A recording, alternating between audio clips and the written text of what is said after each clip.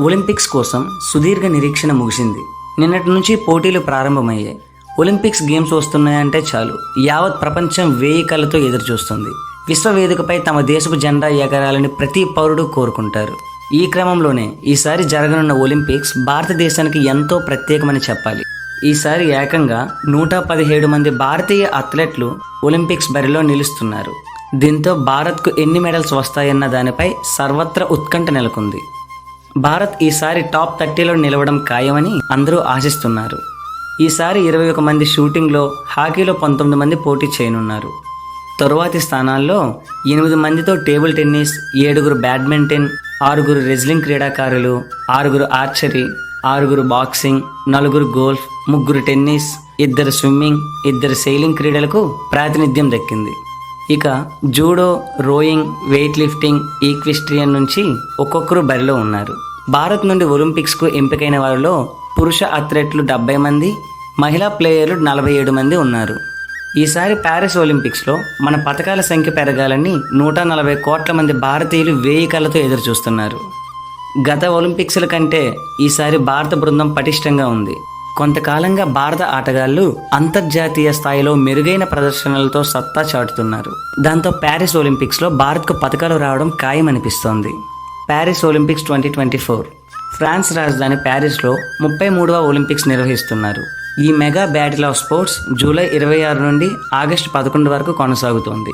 100 ఏళ్ల తర్వాత ప్యారిస్లో ఒలింపిక్స్ నిర్వహిస్తుండడం విశేషం. గతంలో ప్యారిస్ నగరంలో 1900, 1924 సంవత్సరాలలో ఒలింపిక్స్ పోటీలు నిర్వహించారు. లండన్ తర్వాత మూడోసారి ఒలింపిక్స్కు ఆతిథ్యం ఇస్తున్న ఏకైక నగరం ప్యారిస్. ప్యారిస్ ఒలింపిక్స్లో 329 ఈవెంట్లు జరగనుండగా 19 రోజుల పాటు 32 క్రీడా పోటీలు జరగనున్నాయి. ప్యారిస్ ఒలింపిక్స్లో 10,500 మంది అథ్లెట్లు పాల్గొనబోతున్నారు. ఒలింపిక్స్ క్రీడల కోసం మొత్తం 81,000 కోట్లు ఖర్చు చేస్తున్నారు. ఒలింపిక్స్ చరిత్రలో భారత్ ఇప్పటి వరకు 35 పథకాలు సాధించింది. 2020 టోక్యో ఒలింపిక్స్లో భారత్ 7 పథకాలు సాధించింది. భారత ఆటగాళ్ల అత్యుత్తమ ప్రదర్శన ఇదే కావడం విశేషం. 2012 లండన్ ఒలింపిక్స్లో భారత్ 6 పథకాలు సాధించింది. ఓపెనింగ్కు ముందే మ్యాచ్లు ప్రారంభం. ఎందుకంటే ఒలింపిక్స్ ప్రారంభోత్సవానికి ముందు టోర్నీని ప్రారంభించే సాంప్రదాయం 1922లో మొదలైంది. బార్సిలోనా ఒలింపిక్స్లో తొలిసారిగా ప్రారంభోత్సవానికి ముందు కొన్ని మ్యాచ్లు జరిగాయి. ఆ తర్వాత ప్రతి ఒలింపిక్స్లోనూ ఈ సాంప్రదాయం కొనసాగుతోంది. దీనికి ప్రధాన కారణం ప్లేయర్ రిలాక్సేషన్. అంటే ఫుట్బాల్, రగ్బీ, బాస్కెట్బాల్ వంటి క్రీడల్లో పోటీ పడే ఆటగాళ్లకు ఎక్కువ విశ్రాంతి అవసరం. అందుకే ఒక మ్యాచ్కి మరో మ్యాచ్కి 48 గంటల విశ్రాంతి ఇచ్చేలా ఓపెనింగ్ ముందే కొన్ని మ్యాచ్లు నిర్వహించే సాంప్రదాయం మొదలైంది. మరో కారణం మైదానాలు. ఫుట్బాల్, రగ్బీ వంటి కొన్ని మ్యాచ్లు చాలా కాలం పాటు జరుగుతాయి. అంటే మొదటి రౌండ్, రెండవ రౌండ్, సెమీఫైనల్, ఫైనల్ ఇలా జరుగుతుంటాయి. పురుషుల, మహిళల జట్ల మ్యాచ్లు కూడా ఇక్కడ నిర్వహించనున్నారు. అందుకే వరుస మ్యాచ్లకు ఆతిథ్యం ఇవ్వడానికి మైదానాలు అవసరం. కాబట్టి ఫుట్బాల్తో సహా కొన్ని మ్యాచ్లు ఒలింపిక్స్లోని ఇతర మ్యాచ్ల ప్రారంభానికి ముందు నిర్వహిస్తుంటారు. India top 10 in Olympics gold medal race. Paris ఒలింపిక్స్ను భారత్ పాజిటివ్గా స్టార్ట్ చేసింది. మహిళల ఆర్చరీ టీమ్ ఈవెంట్లో భారత్ జట్టు 4వ స్థానంలో నిలిచింది. దీంతో ఆర్చరీ బృందం క్వార్టర్ ఫైనల్స్కు అర్హత సాధించింది. మొత్తం 1953 పాయింట్లతో ఇండియా మహిళా ఆర్చరీ జట్టు 4వ స్థానంలో నిలిచింది. ప్యారిస్ ఒలింపిక్స్లో మొత్తం 69 ఈవెంట్లలో భారతీయులు పోటీ పడనున్నారు. ఈ పోటీల్లో దాదాపు 10 పథకాలు రావడం ఖాయం.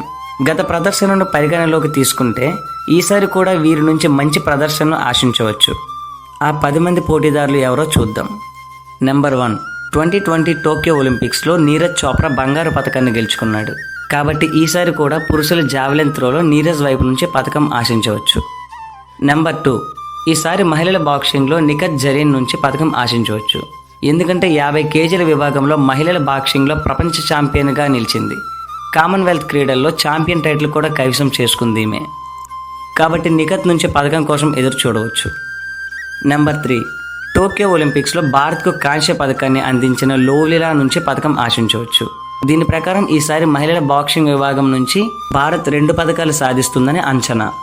నెంబర్ 4, 2020లో చారిత్రాత్మక థామస్ కప్ గెలిచిన సాత్విక్ సాయిరాజ్, చిరాగ్ శెట్టి జంట ఈసారి ఒలింపిక్ పథకం గెలుస్తామని నమ్మకంగా ఉన్నారు.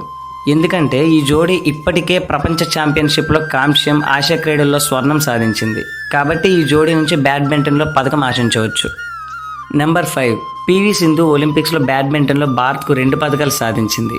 2016లో రియోలో రజత పథకం సాధించిన సింధు టోక్యో ఒలింపిక్స్లో కాంస్య పథకాన్ని కైవసం చేసుకుంది. కాబట్టి ఈసారి కూడా పివి సింధు నుంచి పథకం ఆశించవచ్చు. నెంబర్ 6 ప్రపంచ ఛాంపియన్షిప్ కాంస్య పథక విజేత పాండల్ కూడా ప్యారిస్ ఒలింపిక్స్లో పోటీ పడుతుంది. కాబట్టి మహిళల రెజ్లింగ్ నుంచి పథకం ఆశించవచ్చు. రోహన్ బోపన్న, ఎన్ శ్రీరామ్ బాలాజీలపై కూడా చాలా అంచనాలు ఉన్నాయి. పురుషుల డబుల్స్ పోటీలో కనిపించనున్న ఈ జోడీ నుంచి పథకం ఆశించవచ్చు. నెంబర్ 7 2020 టోక్యో ఒలింపిక్స్ రజత పథక విజేత వెయిట్ లిఫ్టర్ మీరాబాయి చాను మహిళల 49 కేజీల విభాగంలో ప్యారిస్లో పోటీ పడనుంది. గతేడాది రజత పథకంతో సంతృప్తి చెందిన చాను నుంచి ఈసారి బంగారు పథకాన్ని ఆశించవచ్చు. నెంబర్ 8 ఆసియా క్రీడల్లో మహిళల 50 మీటర్ల రైఫిల్ 3 పొజిషన్ ఈవెంట్లో సిఫ్ట్ కౌర్ సమ్రా 469.6 పాయింట్లతో కొత్త ప్రపంచ రికార్డు సృష్టించింది. ఆమె 2023 ప్రపంచ ఛాంపియన్షిప్లో స్వర్ణం గెలిచిన చైనాకు చెందిన జాన్ కియోంగ్ను కూడా ఓడించింది. కాబట్టి సిఫ్ట్ కౌర్ సమ్రా నుంచి కూడా పథకం ఆశించవచ్చు. భారత పురుషుల హాకీ జట్టు టోక్యో ఒలింపిక్స్లో కాంస్య పథకాన్ని గెలుచుకోవడం ద్వారా 41 ఏళ్ల పథకాల కరువును అధిగమించింది. ఇప్పుడు అదే స్ఫూర్తితో ఉన్న టీం ఇండియా స్వర్ణ పథకం కోసం ఎదురు చూడవచ్చు. నెంబర్ 10 మన దేశంలో రెజ్లింగ్కు ప్రత్యేక స్థానం ఉంది. ఇప్పటి వరకు రెజ్లింగ్లో 7 మెడల్స్ సాధించారు. అయితే కొన్ని రోజులుగా రెజ్లింగ్ బోర్డ్ ఆఫ్ ఇండియాపై జరుగుతున్న వివాదాల వల్ల చాలామంది ప్లేయర్స్ ఒలింపిక్స్కు అర్హత సాధించలేకపోయారు. అయితే వినేష్ పొగాట్ భారతదేశం యొక్క అత్యంత స్ట్రాంగెస్ట్ రెజర్లో ఒకరు ఆమె. అయితే ఆమెకు చివరి అవకాశం కావడం వల్ల ఆమె నుంచి కూడా ఒక మెడల్ని ఆశించవచ్చు. లాస్ట్ బట్ నాట్ లీస్ట్ అసలు గోల్ఫ్ గేమ్పై ఇండియాలో ఎవరు ఎక్స్పెక్టేషన్స్ పెట్టుకోరు.